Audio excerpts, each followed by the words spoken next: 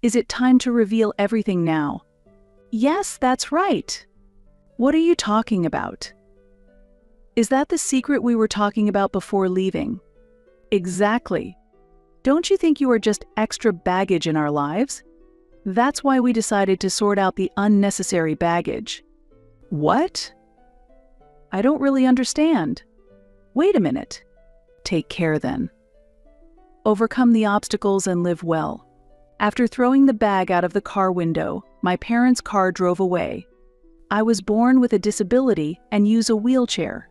Unable to do anything, all I could do was wait for my grandmother, whom I was supposed to meet here. 2 hours passed, and as it got dark around me, I trembled with fear.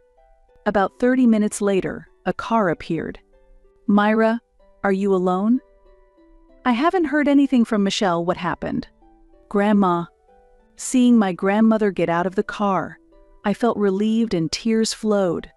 Seeing me suddenly cry, my grandmother was a bit shaken, but carefully helped me into the car and decided to go to my grandparents' house.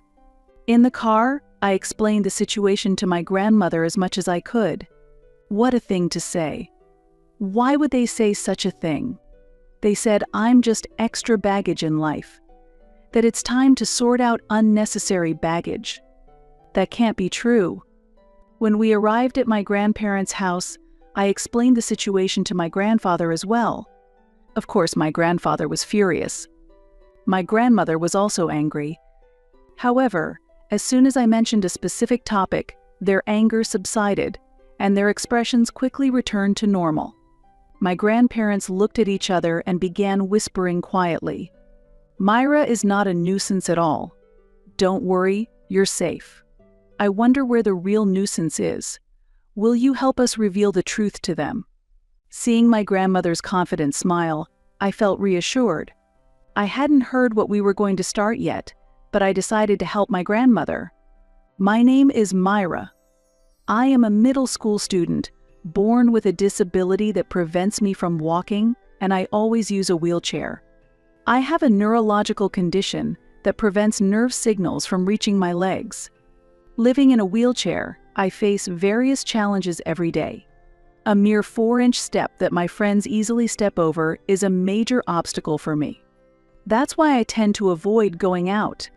It's not because I have unpleasant experiences outside, but simply because my home is too comfortable. How is it? Easier to handle than the previous doors, right? Yes, thank you. Now nearly all the doors in the house are sliding doors. Opening and closing doors can be a struggle when using a wheelchair. By the way, the handrails in the bathroom are quite old too. We might need to replace them soon. Pleased with the newly installed door, I played by sliding it back and forth. Next to me, my father was organizing tools scattered on the floor. He is a builder and has been making our home more accessible. He has installed sliding doors, made flat floor surfaces, and installed electric switches that are easy to operate from a wheelchair. As a result, the house has become so comfortable that it makes me reluctant to go out.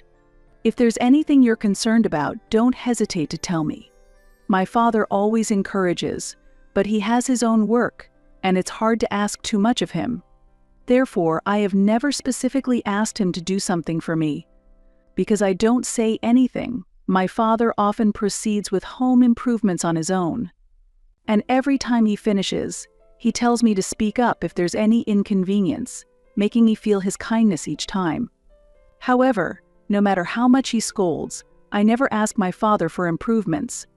Part of the reason is that I don't want to trouble him, and also because my mother says, "The financial difficulties are because you need a wheelchair and I can't work. So don't insist on getting what you want." My mother often repeats, "We are poor." I first became aware of this when I was in first grade in elementary school, struck by the firm way my mother spoke. Though my father works on building projects, I also understand that doors aren't free. Moreover, the renovations he does at home don't bring in any income. I first realized this reality in the upper grades of elementary school, and I began to refrain from asking my father for renovations. Despite this, The renovations my father pushed forward have made our home a very comfortable space for me. My mother candidly speaking to me about our state of poverty is also perhaps part of her way of ensuring that I grow up without relying on others. I believed that I was loved by my parents, but I realized that this belief was because I was still young and didn't understand anything. From around the upper grades of elementary school, I began to understand my parents' intentions a little at a time. I thought I was loved, but it seems that might not really be the case. I'll load this baggage here, so please handle that one. Tick. This is always heavy and troublesome. I'm sorry. After shopping at the mall, my mother packed the purchases into the trunk, while my father helped me into the car. To my parents, I was just another piece of baggage, like groceries or daily necessities. Sitting in the car, I disliked looking at my legs and turned my gaze outside. I didn't want to be treated as baggage, but I couldn't argue because I kept causing trouble. At home, I'm treated as a nuisance by my parents. Why are you in the hallway? You're in the way, it's too narrow here. I was just trying to go to the bathroom. Bad timing. I always tell you to check where we are and act so you don't bother us. I'm sorry. Every time you move, you're in the way. I keep telling you to stay quietly in the corner of the living room. You're such a bothersome baggage. A stationary cardboard box would be easier to handle. Despite wanting to go to the bathroom, I was cornered into the living room by my mother. Having to wait to go to the bathroom to avoid being called troublesome baggage again, I decided to distract myself by focusing on a TV show I wasn't even interested in. Understanding everything isn't always a good thing. As I reached the upper grades of elementary school, I began to see my parents' true feelings. At that age, their cold words were too much for me to bear. Every time I was treated like baggage by my parents, it hurt. But as a grade schooler, I couldn't live without the help of my parents. Gradually, I started to gauge my parents' moods and tried to be as little of a nuisance as possible. Are you not going anywhere again today? Yeah, I'll just watch TV at home. That's a relief. I watched my parents leave for shopping from the doorway. They usually return around the time the evening drama ends. Not wanting to be seen as a bother, I started avoiding going out with my parents and stayed home more. When I decided not to accompany them, my parents would smile brightly. Seeing their smiles, I felt useful and would smile back. Looking back, my mindset at the time was quite distorted. For me, not being a nuisance was the top priority, and I mistakenly believed that my parents' smiles were the result of my efforts. I was satisfied with my efforts, but in the 6th grade, a small incident occurred that seemed to undo everything. Do you use a wheelchair at home too, Myra? Yeah, I do. But you know, my dad has made the house comfortable for a wheelchair, so I don't need help from everyone like at school. I'm totally fine staying home alone. As the grades progressed, my class changed in elementary school. Some kids weren't interested in my wheelchair, but during breaks, more people started to gather around. This became a new routine after the class change, and I was already accustomed to it. At this time, it seems I said something inappropriate to a friend. My friend relayed to a teacher how I was managing being home alone, which resulted in a call from the teacher to our home. If a 6th grader can't handle staying home alone, why should the school interfere? Exactly. Why did you talk about staying alone? It's caused trouble. I'm sorry. It seems my parents were warned by a teacher that it's dangerous for a grade school child to be left alone at home late at night. As a result, I was no longer allowed to stay home alone, becoming a burden to my parents once again. However, as an alternative to me staying home alone, my mother gave me a new directive. Go to an after-school day service program. What's that? My mother showed me a brochure for the facility. The brochure featured photos of children my age intensely engaged in studying or crafting something. The after-school day service seemed to be a facility that provides essential life skills and opportunities for social interaction. Simply put, it's like a version of a childcare program or a day service for seniors, but tailored for individuals with disabilities. Honestly, it's expensive and it's a burden to send you there. But as long as you use a wheelchair, your father and I can't support you forever. That's why I want you to make friends there, engage with others, and receive training so you can live independently in society. If I had been in the lower grades of elementary school, I might have felt that my mother was showing love. But now, in the 6th grade, I could somewhat understand the underlying meaning of her words. She probably just didn't want to keep me at home since I was a burden. Okay, I'll go to the facility after school and on weekends. Thank you for understanding. It really helps. Children understand and think more deeply than adults often realize. I pretended not to notice the real reason behind my mother's decision and continued to act as if I was unaware. My mother didn't realize I was acting and believed her words made me happy. Seeing my mother smiling, I felt a joy that I probably shouldn't have felt. A year after I started attending the facility, my parents seemed to be in better spirits more often. With me spending less time at home, I had become less of a burden to them, making their life seemingly more comfortable. Regardless of the reason, I started to feel okay with the situation as I was treated less like a burden by my parents. However, one day, my mother unexpectedly said to me, "You don't need to go to the facility anymore." Really? You're already a middle school student, and staying home alone shouldn't be a problem. I had already been attending the facility for a year, where I made friends. I started going there reluctantly on my mother's orders, but since I was often treated as a nuisance at home, the facility had become an important place for me. I would like to continue going there if possible. Okay, I won't go to the facility anymore. But I couldn't defy my mother, so I reluctantly accepted. As I stopped going to the facility, I ended up spending more time at home. Stay in the corner of the room, because you're in the way. I felt increasingly treated as a nuisance at home. I sometimes wished I could go back to the facility.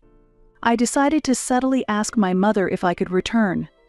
I got used to studying at the facility, and I can't concentrate at home. Isn't a place to study the same anywhere? I wonder what my friends at the facility are doing now. Why don't you contact them? You exchanged contact details, right? If not, you could call the facility and ask. From my mother's reaction, it seemed she was not considering letting me go back to the facility. Unusually, I expressed my dissatisfaction with her response. A few months later, my mother seemed to notice my sullen face and suddenly made a pleasant suggestion. "Myra, why don't you go out with your father and me today?" "Really?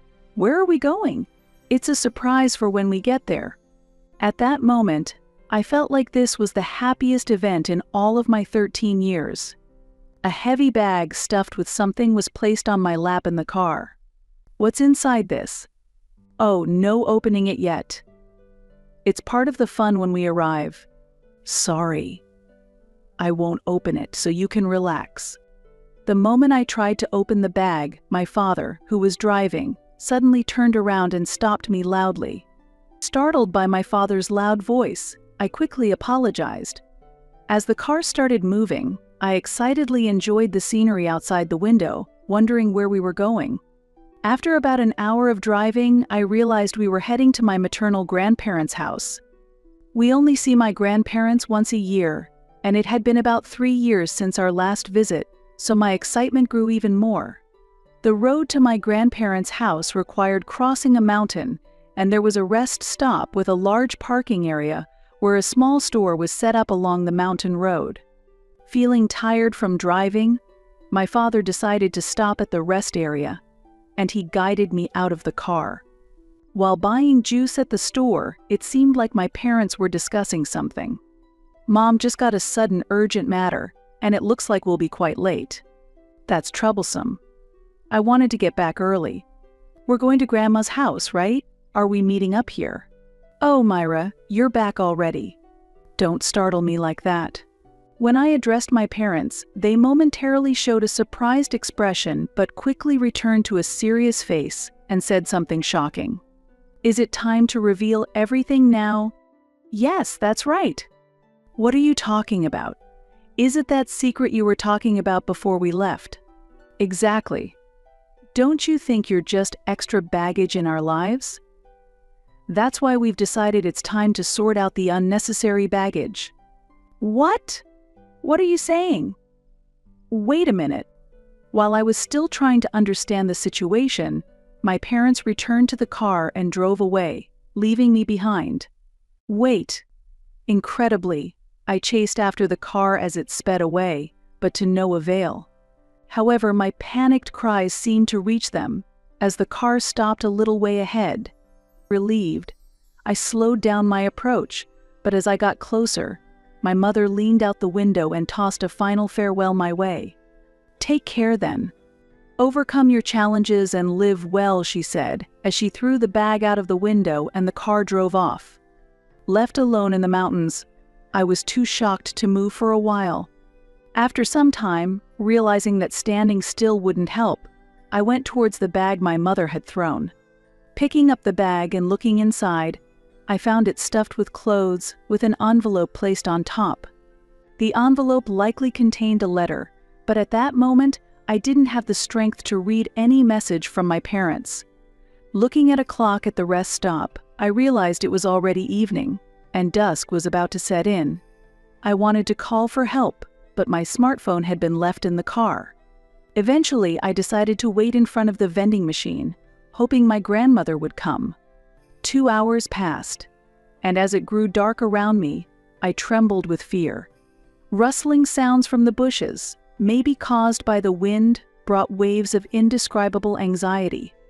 At that time, the only comforting presence was the light from the vending machine. Another 30 minutes went by when a car pulled into the parking lot. "Myra, are you alone?" "I haven't heard anything from Michelle. What happened?" "Grandma." Seeing my grandmother get out of the car, I was overwhelmed with relief and tears flowed freely. Seeing me suddenly cry, my grandmother, though a bit shaken, gently helped me into the car and decided to head to her house. As we drove to my grandparents' house, I explained everything that had happened. "It seems like Dad and Mom have decided to abandon raising me." "What? To leave a child in the mountains, can such a terrible thing really happen?" I had reacted the same way as my grandmother when I was first left behind by my parents. But that's what really happened. What a thing to say. Why would they say such a thing? They said I'm just extra baggage in life. That it's time to sort out unnecessary baggage. That can't be true. Oh, right. There was a letter. I didn't have the courage to read it yet, so I handed the envelope to my grandmother. She immediately pulled the car over to the side and began to read the letter. What does it say? It's written very politely that they can't afford to raise you for financial reasons, and they're asking if we could take care of you for just a little while. The letter said Louis was on a business trip today, and Michelle had to accompany him, so they wanted us to look after you for 3 days. But it seems they actually planned to leave you here much longer. Where did you find the letter? It was in the bag. I see. They didn't want to be questioned, so they hoped you would find the letter after arriving at our place. That's why they arranged it to appear after taking care of Myra. The reason you were scolded for trying to open the bag was because that was their intention. My grandmother's speculation seemed clearly correct. Just like her daughter. She understands my mother very well. After arriving at my grandparents' house, my grandmother explained everything to my grandfather. Upon hearing it, my grandfather became furious and said, "What a terrible thing. Myra, you never have to go back there. You're going to stay here forever.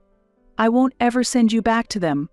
Seeing my grandfather's anger, I felt this was true affection. It was entirely different from the feeling I had when I thought I was loved by my parents. I had always tried not to be a burden to my parents, but now I realized how wrong that was. I felt as if a curse from my parents had been lifted.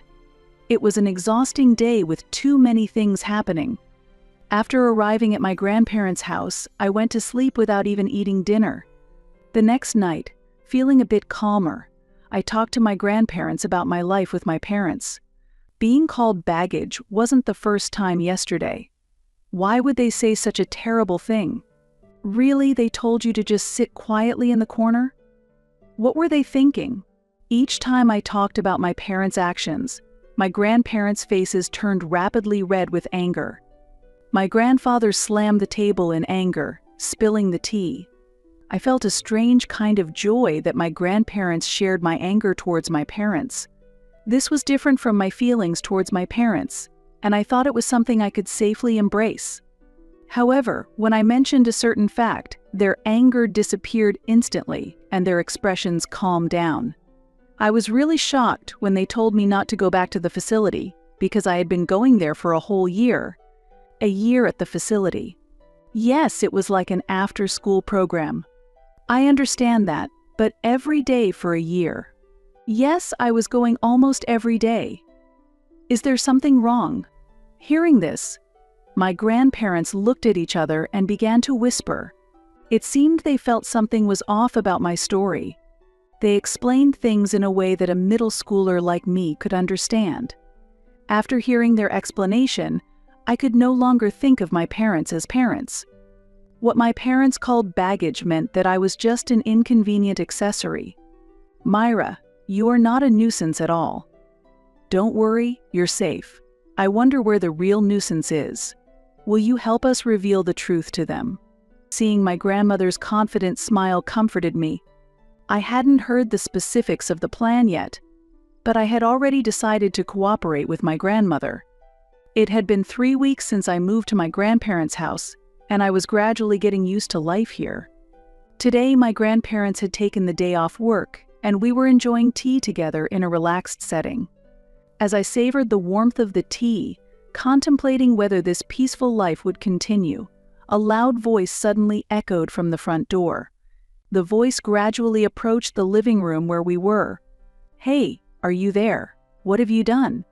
My parents burst into the living room where we were sitting and started shouting angrily. They were so furious that they struggled to find the right words. Their faces were a mix of anger and panic, almost bordering on madness. My grandparents and I understood their state well, so we calmly continued sipping our tea without being disturbed. However, my mother's anger intensified, and she scolded us even louder than before. "This situation is going to cause us serious trouble. What are you going to do about it? Be quiet. We can hear you even without the shouting." My parents were taken aback as they didn't expect me to tell them to be quiet, and they looked at me, wide-eyed with surprise. Now free from my parents' control, I was in a position to speak my mind openly, a stark contrast to who I was when I lived with them. "Grandma, what is the current situation with Mom and Dad? Your actions have caused problems. We got a call from the city office asking if Myra was still living with us. The lie was exposed immediately." Nothing specific was said over the phone at that time, but this will definitely become a problem. It will be a problem, indeed. There's likely an investigation into fraudulent benefits going on. It's something that will come out eventually, even without us doing anything. "Why do you know about the fraudulent benefits, Mom?" While I understood that fraudulent benefits were a problem, the gravity of the issue was not fully clear to a middle schooler like me. My parents were sweating, beads of sweat on their foreheads, despite it not being particularly hot. Lewis had come to borrow money from us before because his job wasn't going well, remember? You said you didn't want to work and wanted to continue being a housewife, so we told him to get a job and turned him away. Yes, I remember that happened. I had always thought my mother said we were poor to keep me from being spoiled or asking for too much. But it seems they were genuinely in a dire financial situation. My grandmother had discerned that my parents were engaging in some sort of misconduct. "Why did you keep sending Myra to the facility every day if you were short on money? That facility costs over $10 each visit, doesn't it?" "Yes, we were struggling financially, so we kept sending Myra to the facility to help her develop social skills." "But tell the truth. Weren't you just trying to make your own lives easier by sending Myra to the facility? You stopped after a year because of money issues, right?" "Yes, we ran out of funds and couldn't continue with the facility." "Is there a problem with that?" "There is a problem. Even after Myra stopped going to the facility, you continued to pretend she was attending to receive disability service payments, right? Grandma's point was spot on. My mother tried to retort but couldn't find the right words. The fees for the facility I attended were just over $10 per visit, as Grandma said. This cost is supposed to be covered mostly by the subsidy, which the users are responsible for. My parents had been fraudulently receiving these funds by lying about my attendance at the facility. Knowing you could still receive the disability payments even if Myra wasn't attending, you probably thought there was no need to keep her at home. Since you could get the money without actually sending her to the facility, you left her with us, saving yourselves the trouble and still collecting the money. It's typical of you to always choose the easy way out. So, that's why you prompted the office to investigate us. Not directly, no. I just went to the local office and reported Myra, who is supposed to be living with her parents, is actually here with us as a result. They checked whether my parents were receiving benefits they shouldn't be. That's why you got contacted. It was because our local office communicated properly with your area's office. How can you read my thoughts so easily? How long do you think I've been a mother? A real mother can read her child's thoughts. It's no wonder you're puzzled you haven't been acting like a true mother, so you can't understand Myra's feelings. Hearing Grandma's words, I realized this was what true parenthood looked like. My mother, overwhelmed by Grandma's words, collapsed on the spot. My father was still standing, but now Grandpa confronted him. You both are dressed quite fancy today? Michelle is carrying an expensive bag, and Louis, that watch looks quite nice too. Did you buy those with the money from the fraudulent benefits? No, this was bought with my own money. Oh, weren't you poor before the fraudulent claims? If you had money for expensive clothes, you could afford them. Surely you weren't using Myra's disability and child support allowances as your spending money. Actually, I bought this watch recently, and the clothes were a stretch to afford. The feeble excuses were clear even to me, a middle schooler. Grandpa looked at me and grinned, deciding to let me deliver the final blow. Dad, you have several pieces of clothing with the same logo, don't you? And not just clothes, you also have many expensive sneakers. And Mom, your closet is full of clothes, right? Unable to respond, Dad eventually collapsed, just like Mom had. I had thought Mom said we were poor as part of my upbringing, but in reality they were indulging in luxuries contrary to their words.